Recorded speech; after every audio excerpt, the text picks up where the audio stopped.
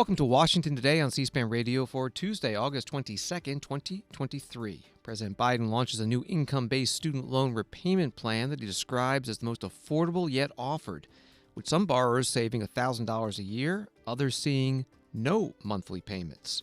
Coming up, we hear from the president and talk about the plan with Politico education reporter Michael Stratford.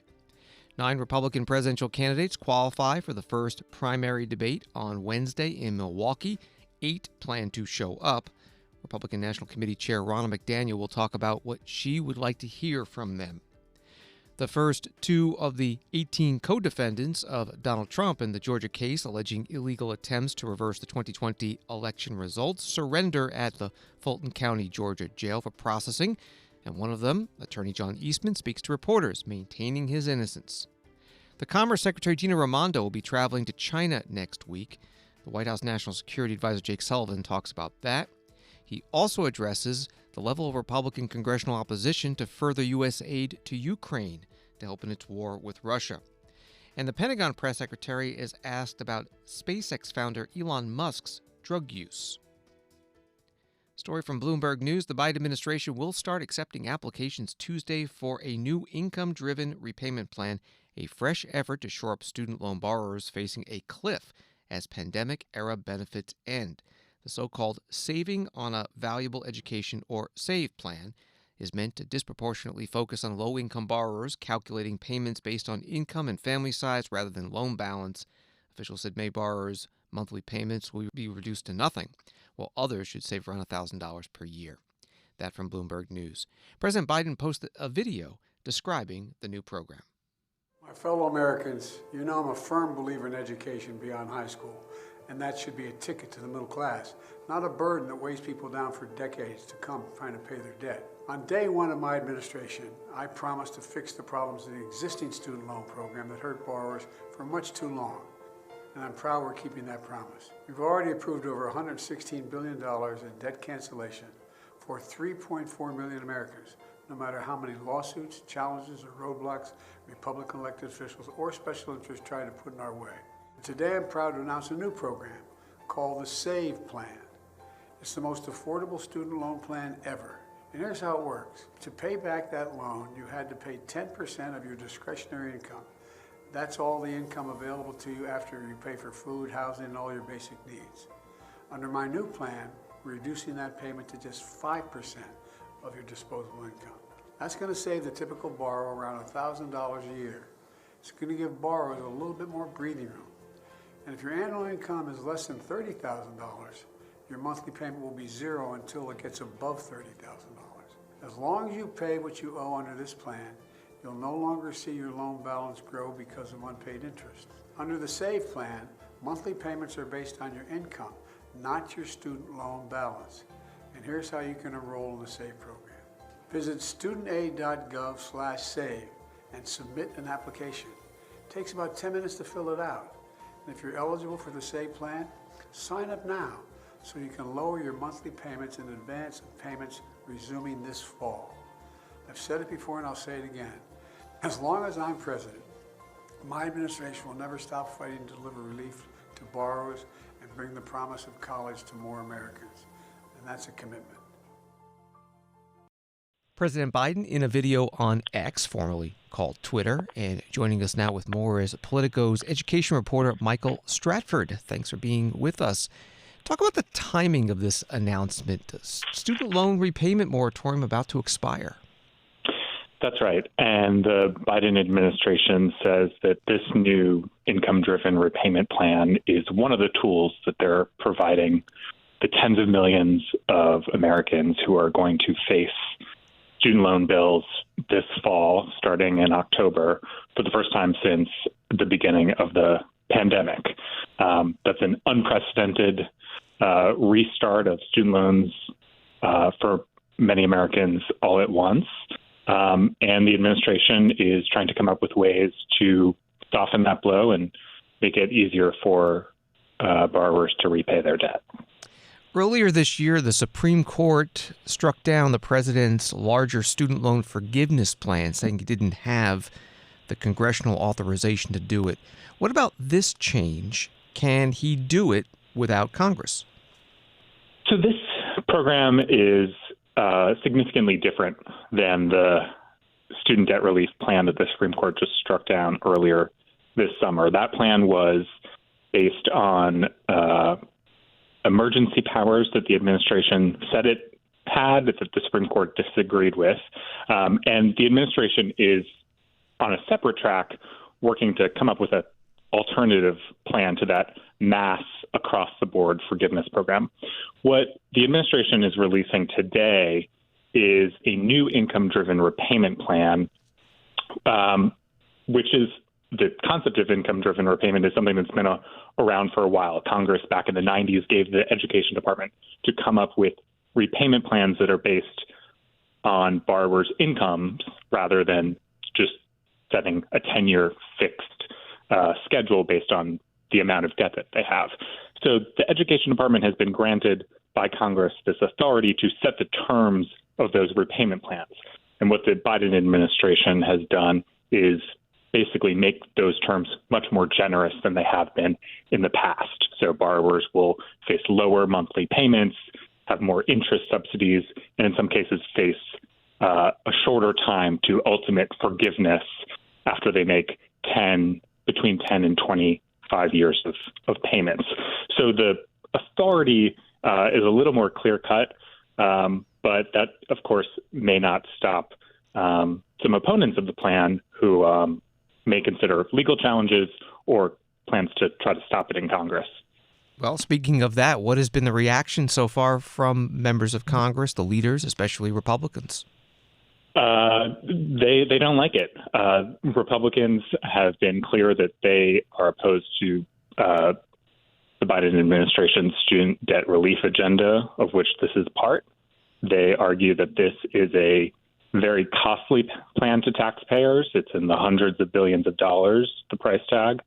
And they say that these subsidies are unneeded for many borrowers and that this is essentially a backdoor way that the administration is trying to do through regulation what the Supreme Court has said it can't do.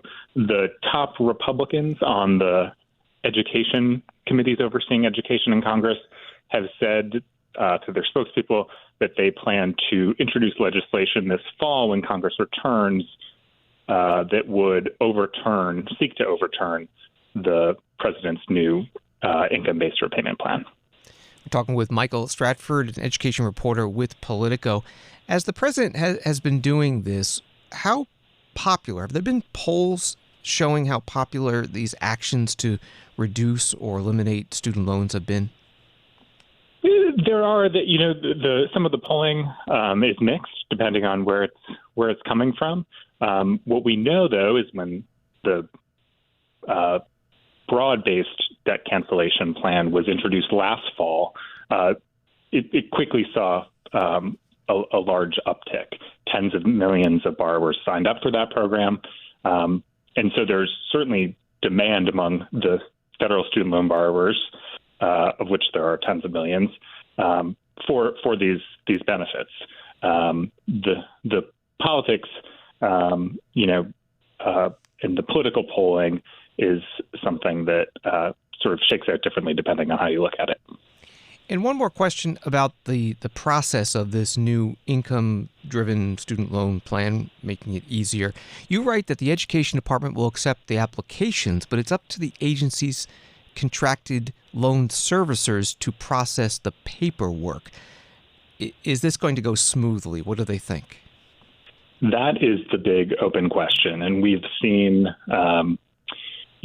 these administrative hurdles, these bureaucratic processing issues as a recurring theme in the student loan program going back years. So that is the big question, is whether the department, through the companies that it hires to manage student loans, will be able to actually, implement this in a efficient and way that actually lets borrowers get the benefits to which they're entitled. The department, the administration is saying that they're expecting that there will be a turnaround time of about a month, about 4 weeks between the time a borrower files his or her application at studentaid.gov and the time that it's actually reflected in their account. when the loan servicing company makes that change after processing the paperwork. But the industry told me, an industry official told me yesterday that is a potentially feasible timeline, but if there's a huge spike in volume of applicants applying for this program, which there could be as payments set to resume this fall, that could complicate things, and we could see some delays. The other thing that borrowers are facing is potentially longer hold times on the phone when they go to manage their payments through these loan servicing companies, because the Education Department has had to make some cutbacks in how much it pays the companies, because Congress has not given the administration the funding it says it needs to sustain higher levels of customer service. Michael Stratford, education reporter with Politico. Find his stories at Politico.com and on X, formerly Twitter, at @mstratford. Thank you very much. Thanks for having me. And at the website, studentaid.gov/IDR for income-driven repayment. One of the options now is this new SAVE plan, standing for Saving on a Valuable Education. President Biden is running for re-election in 2024 and has been focusing on his economic agenda, what he calls Bidenomics. We talked about that with Francesca Chambers, USA Today White House correspondent, on C-SPAN's Washington Journal program this morning. Let's talk about his overall numbers and how he's faring heading into his reelection. This is Real Clear Politics average on the president's job approval rating. 41% approve, 54% disapprove.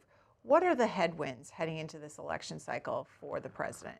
Americans still feel like the economy isn't where they want it to be for them on a very personal level. They don't feel like inflation is receding. And so there's a large disconnect between the president's economic message and the unemployment rate, as well as rising wages and how Americans are actually feeling. And no matter how many times he goes out to states and says that he's not declaring victory on the economy, polling is showing us that that's not how voters feel about it. So you have seen his campaign target an economic message, not just about his economic record, but starting to take on former President Donald Trump, the GOP frontrunner, on the economic message as well.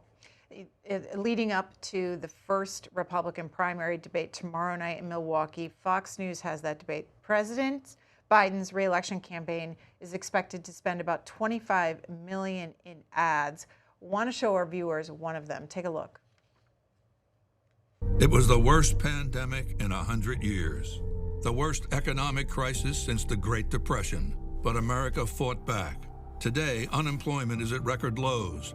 Our economy leading the world. Joe Biden passed historic laws to rebuild the country, but he knows it's the American people who are the heroes of this story. America is back. We've shown each other in the world that there's no quit in America. There's simply no quit in America. In small towns and big cities, we're coming back stronger than ever. Manufacturing jobs are coming home. High-speed computer chips are getting made right here. America is leading the world in clean energy. There are some who say America is failing. Not Joe Biden. He believes our best days are ahead because he believes in the American people. Those who bet against America are learning how wrong they are. It's never, ever been a good bet to bet against America. Never. I'm Joe Biden, and I approve this message. Francesca Chambers, what are the themes of President Biden's re-election campaign?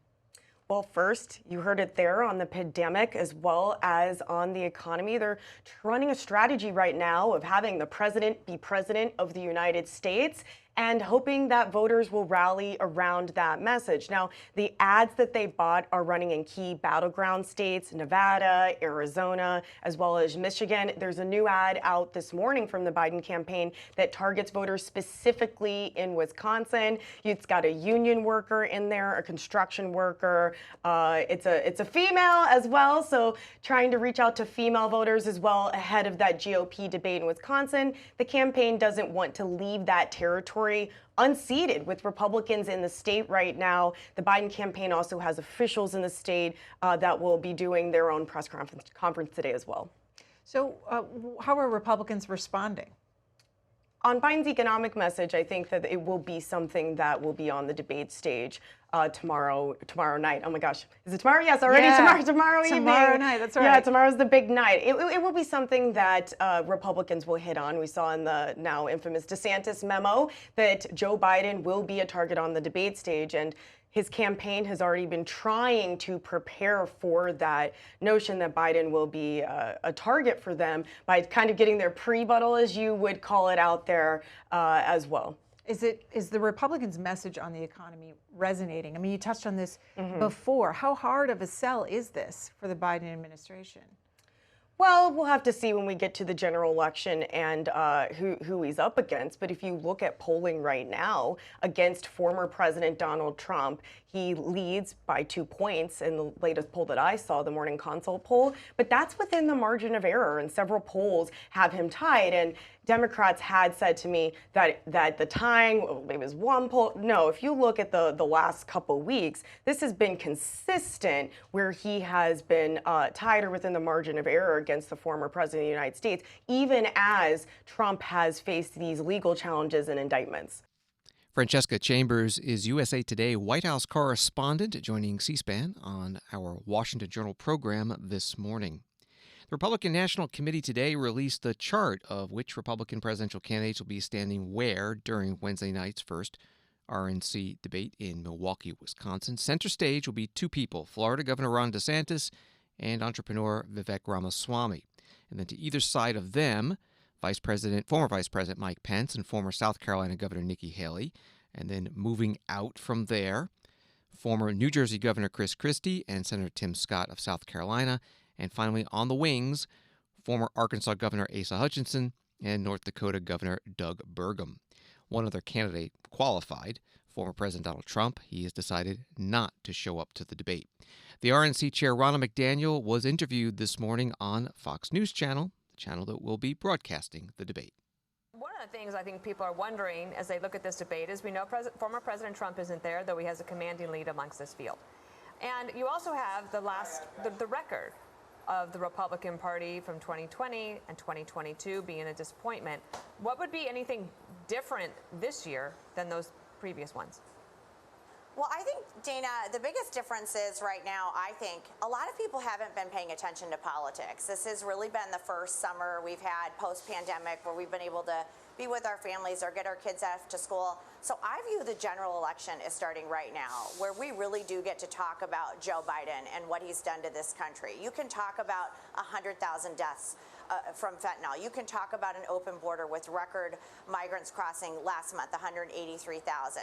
You can talk about crime surging. We can talk about the deficits that kids are facing in the classroom, especially in reading and math, where we are behind the world on these key metrics. So when we talk about those things, and then you talk about school choice and law and order and closing the border and shutting down fentanyl, we really can make a mark, and it's going to be independent voters that we're going to need to win this general election. So I don't look at this as the primary right now. I think the general election starts tomorrow. The Republican National Committee Chair Ronna McDaniel on Fox News Channel this morning ahead of Wednesday night's first Republican presidential primary debate in Milwaukee. It's going to be hosted by the Republican National Committee and broadcast on Fox. One of the candidates who did not make the cut, will not be on stage, is Will Hurd, a former congressman from Texas. He posted today, "The lack of transparency and confusion around the RNC's debate requirements is antithetical to the democratic process. The polling standards are arbitrary, unclear, and lack consistency. This is an unacceptable process for a presidential election. The American people deserve better." He went on to say that the RNC, not counting polls that included independents and Democrats willing to vote for a Republican, saying the party needs a clear understanding of what qualifies as a likely Republican voter, part of the statement from Will Hurd. The first two co-defendants of Donald Trump have turned themselves in the Fulton County, Georgia case that alleged illegal efforts to overturn Joe Biden's victory in the 2020 presidential election in Georgia. One of those who turned himself in, Scott Hall, a bail bondsman charged with a voting system breach in another county, and John Eastman, a former lawyer to Donald Trump, who posted on his attorney's website I am here to surrender to an indictment that should never have been brought. It represents a crossing of the Rubicon for our country, implicating the fundamental First Amendment right to petition the government for redress of grievances.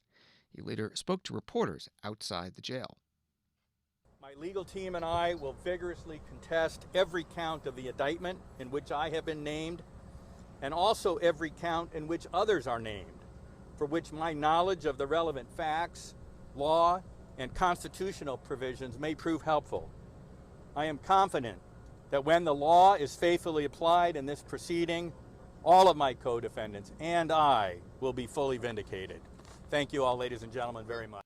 Attorney John Eastman in Fulton County, Georgia, Atlanta, Georgia. He was asked by a reporter if he still believes the 2020 election was stolen. He replied, absolutely, no question about it. Attorneys for another co-defendant, attorney as well, Jenna Ellis, were seen at the district attorney's office of Fannie Willis, likely negotiating bond agreements with prosecutors so that she could be released once booked at the jail. Defendants face a Friday deadline to turn themselves in, and Donald Trump himself has said he will do so on Thursday.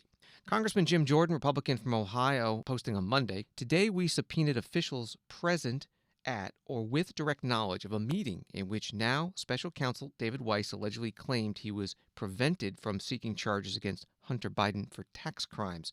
The we he was referring to himself, chair of the Judiciary Committee, and Congressman Jason Smith, Republican from Missouri, who chairs the Ways and Means Committee. Congressman Jordan was interviewed Monday night on Fox News about the subpoenas in the ongoing investigation of President Biden's son, Hunter. But for these whistleblowers, that sweetheart deal would have been even sweeter. They weren't even going to require Hunter Biden plead guilty to anything. This is how bad this was. And what we want to do, Sean, is we want to talk to the folks who were in the meeting. These whistleblowers come forward. They change history, as John Solomon just pointed out. What prompted them to come forward? This meeting, October 7th, 2022. You got David Weiss, you got Gary Shapley, the whistleblower, and 4 other people in that meeting. We want to talk to those 4 other people because that's the meeting that Gary Shapley said that was the red line meeting. When I decided there was no way this investigation was going to do the right thing, we had to come forward and talk to Jason Smith, Chairman Smith's team at the Ways and Means Committee, and then they came forward and their testimony, unlike the White House's story, unlike the DOJ, their testimony has stood up and they've appeared entirely credible throughout this ordeal. Congressman Jim Jordan, chair of the Judiciary Committee, on Fox News Monday night, along with Congressman Jason Smith, chair of the Ways and Means Committee, about the subpoenas they have sent out to IRS and FBI officials. President Biden announcing today that the new White House counsel will be Ed Siskel. He'll take up that position in September. He's a former deputy White House counsel in the Obama administration and former corporation counsel under Chicago Mayor Rahm Emanuel. He's also the nephew of Gene Siskel, the well-known movie critic. Ed Siskel will be replacing Stuart Dellery, who left the position earlier this month. An Associated Press story writes that Ed Siskel takes over during a critical time at the White House when President Biden is vying for re-election and congressional and judicial investigations into his administration and family are swirling. House Republicans are also talking about opening an impeachment inquiry into the Democratic president. Washington Today continues in a moment. When citizens are truly informed, our republic thrives. Get informed straight from the source on C-SPAN. Unfiltered, unbiased, word for word. From the nation's capital to wherever you are. Because the opinion that matters the most is your own. This is what democracy looks like. C-SPAN, powered by cable.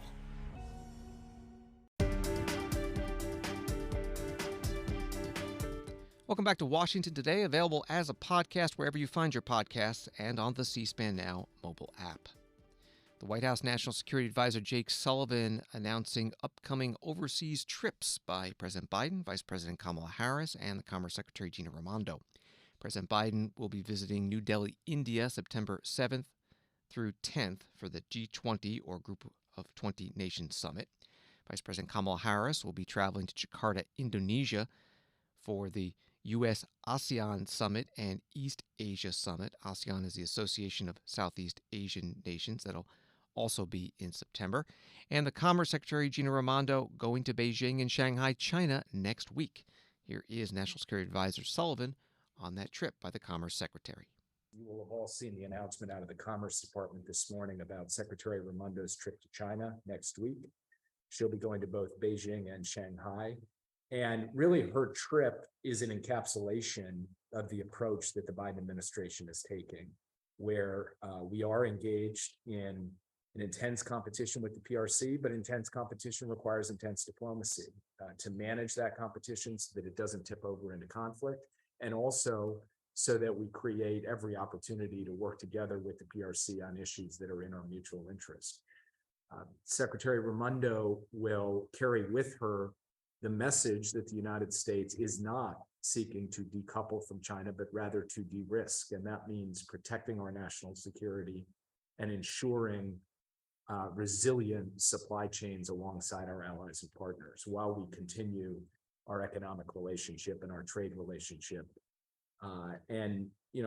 Secretary Raimondo's engagements, her messages in all of her meetings while she is there will not just be a reflection of where the United States stands on these issues, but a reflection of the convergence with our G7 partners that was embodied in the G7 statement at the Hiroshima summit a couple of months ago. So that's what she intends to do while she's there. And we believe that we can pursue intense diplomacy even as we are engaged in competition, and that in doing so, we can ensure an effective approach to relations with the PRC that protects our national security, that ensures economic stability, and that continues to stand for the basic principles of fairness and a level playing field in the global economy. The White House National Security Advisor Jake Sullivan in an audio-only virtual news conference today. The Commerce Secretary Raimondo is the latest member of President Biden's cabinet that will be traveling to China to try to ease tensions. The Treasury Secretary Janet Yellen went in July, and Secretary of State Antony Blinken made a trip in June after he postponed a scheduled trip last February due to the controversy around the Chinese spy balloon that flew across the U.S. before the U.S. military shot it down. As National Security Advisor Jake Sullivan took reporters' questions, one of them referenced the House Freedom Caucus statement from Monday that group of Republican members of Congress, quote, will oppose any blank check for Ukraine in any supplemental appropriations bill. The Biden administration has requested $24 billion in additional assistance for Ukraine as that country continues to fight against Russia's invasion. Here's the question to the National Security Advisor. To what extent are you hearing from U.S. friends and allies concerns about the future of Ukraine funding? Is the split ambiguous talk from some in the Republican presidential field on Ukraine resonating with allies and or worrying them from what you're seeing and hearing in your conversations?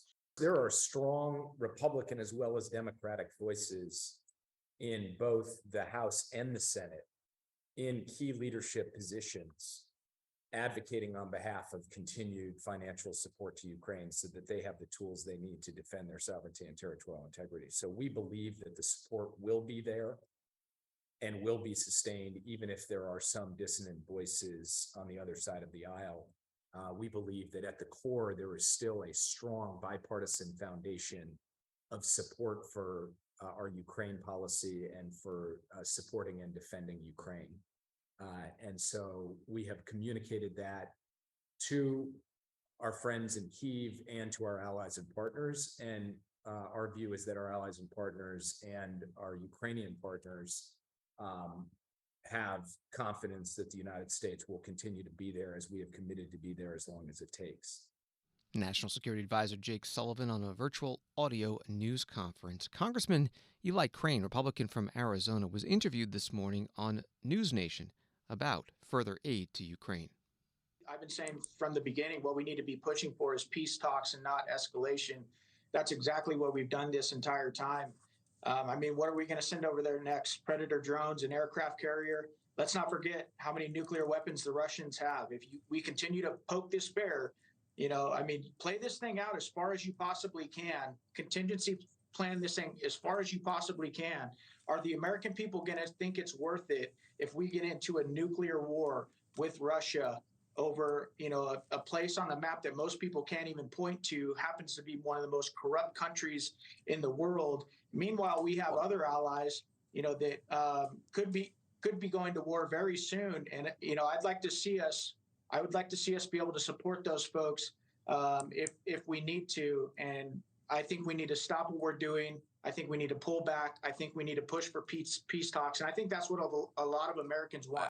Congressman Eli Crane, Republican from Arizona, member of the House Freedom Caucus, interviewed on News Nation this morning. A new CNN poll conducted by SSRS finds that overall 55% of Americans say the U.S. Congress should not authorize additional funding to support Ukraine, versus 45% who say Congress should authorize such funding, and 51% say that the U.S. has already done enough to help Ukraine.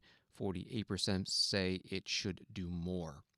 The U.S. House Freedom Caucus's opposition to the blank check for Ukraine was part of a larger memo from the group published Monday that had 3 demands for a short-term government funding bill called a CR, or continuing resolution, which would be needed to be passed by the start of the new fiscal year, October 1st, to avoid a government shutdown, assuming that the regular federal spending bills are not signed into law by then. A caucus member, Congressman Chip Roy, Republican of Texas, on Monday on Newsmax talked about those 3 demands: border security, addressing what the caucus calls the unprecedented weaponization of the Justice Department, and ending what the caucus calls woke policies at the Pentagon. Migrants that we're seeing getting abused by cartels and getting sold into the sex trafficking trade because our country refuses to do its job. Americans dying from fentanyl poisoning. I'm on the front lines in Texas, and we've got an administration at war with my state. We've got them funding litigation to stop Greg Abbott from doing the job that Homeland Security is supposed to do. So you daggum right. I think we need to do our job to hold the line and secure the border. I think we need a Department of Justice that's not politicized. Your panel right before me was very eloquently explaining some of the problems with the Department of Justice. And we need a military that's actually focused on its mission. So to answer your question, yeah, there could be a shutdown if Democrats continue to be partisan and continue to not carry out the wishes of the American people. And secondly, if Republicans refuse to do what they always campaign on. Republicans always campaign on doing the things like I just described, but when it comes to the actual time to fight, they want to kind of retreat into the bushes. So look, we'll see what happens. We think we ought to fund government properly. It's Congressman Chip Roy, Republican from Texas, on Newsmax on Monday. He's a member of the Freedom Caucus, just one of several factions in the narrow House Republican majority. Another is the Main Street Caucus, led by Congressman Dusty Johnson, Republican of South Dakota, who was on Fox News Monday night. At some point, we have to get 218 votes to get these appropriations bills passed out of the House. I want those 218 votes to come. Out of 222 Republicans, I want them all to vote for those appropriations bills, because that will mean that they are a strongly conservative work product. But if we've got 20 of our members, Neil, who just will not play ball on anything that isn't perfect in their minds, then Speaker McCarthy is going to have to figure out another way to get to 218. Let's get it entirely from conservatives. That's going to be a better work product. But to get that done, we're going to have some members of our Congress understand the give and take of governance. Congressman Dusty Johnson, Republican from South Dakota, on Fox News on Monday. The House Democratic leader, Hakeem Jeffries of New York, posting, House Republicans are determined to shut down the government and crash our economy. We will fight these MAGA extremists every step of the way for, the people, Wall Street today, the Dow down 174, NASDAQ up 8, S&P down 12. Elon Musk's drug use came up today at the Pentagon briefing with Press Secretary Pat Ryder. Elon Musk is the CEO of SpaceX, which has a contract with the Defense Department for satellite internet terminals for use in Ukraine. New Yorker reporter Ronan Farrow wrote a story about Elon Musk's use of the drug ketamine, writing, Associates suggested that Elon Musk's use has escalated in recent years and that the drug, alongside his isolation and his increasingly embattled relationship with the press, might contribute to the tendency to make chaotic and impulsive statements and decisions. That from the New Yorker. Here's the question to the press secretary at the Pentagon, Pat Ryder. New profile out in the New Yorker on Elon Musk corroborates what The Wall Street Journal has reported over the summer, basically a lot of people around him suggest that his growing erratic behavior can be attributed to ketamine abuse. Is there going to be a review of Elon Musk's security clearance? Yeah, thanks, Pat. So a couple things. First of all, we're, for privacy reasons, per policy, we don't discuss particular individuals' security clearances. I'd refer you to Mr. Musk's company to talk about that. Broadly speaking, kind of behind your question is, will the Department of Defense continue to work with companies like SpaceX? What I would tell you is that we work with a wide variety of companies. We have well-developed processes and procedures to look at things like contracts and services that are personality independent. So again, we'll continue to conduct business with a wide variety of partners in industry. I'll just leave it at that. Pentagon Press Secretary Pat Ryder, who is also an Air Force Brigadier General. Story from the Associated Press reads, female soldiers face rampant sexism, harassment, and other gender-related challenges in male-dominated Army Special Operations units, according to a report Monday, 8 years after the Pentagon opened all combat jobs to women. The U.S. Army Special Operations Command, in a lengthy study, reported a wide range of overtly sexist comments from male soldiers, including a broad aversion to females serving in commando units. The comments, it said, are not outliers, but represent a common sentiment that women don't belong on special operations teams. That from the Associated Press. The report also recommended over 40 changes. Thanks for listening to Washington Today. Sign up for C-SPAN's evening newsletter word for word to get the stories Washington is talking about, emailed to you every day. Subscribe at cspan.org/connect. Have a good night.